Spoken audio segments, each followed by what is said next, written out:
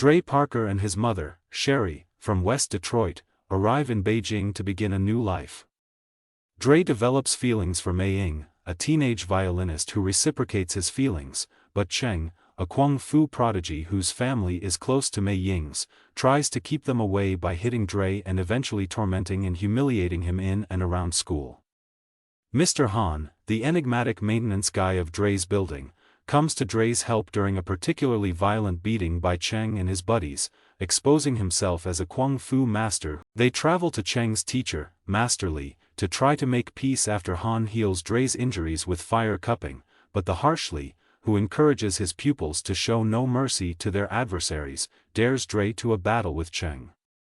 When Han refuses, Li threatens him, claiming they will not be allowed to leave his school unless either Dre or Han fights.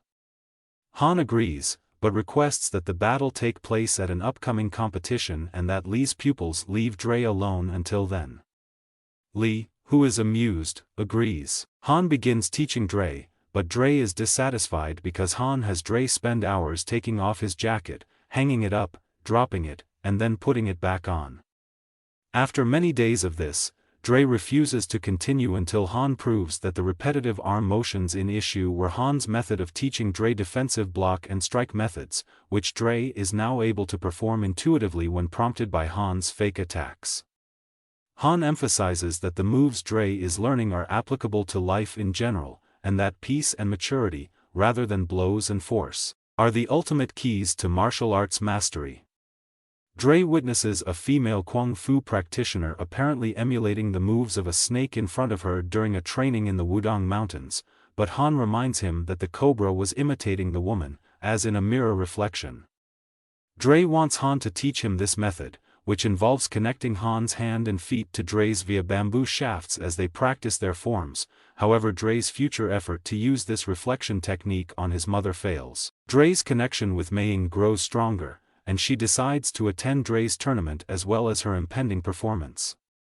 Dre convinces Mei Ying to skip school for the day, but when she is nearly late for her violin concert, which has been postponed for that day, she informs him that her parents have judged him a dangerous influence and ban her from spending any more time with him.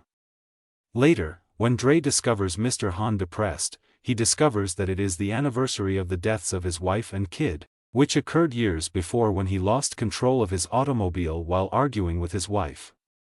Han then joins Dre in reading an apologetic message in Chinese to Mei Ying's father, who is impressed and enables Mei to attend the competition. At the event, the inexperienced Dre takes a while to catch up to his opponents, but he quickly starts beating them and goes to the semi-finals, as does Cheng, who savagely defeats off his opponents.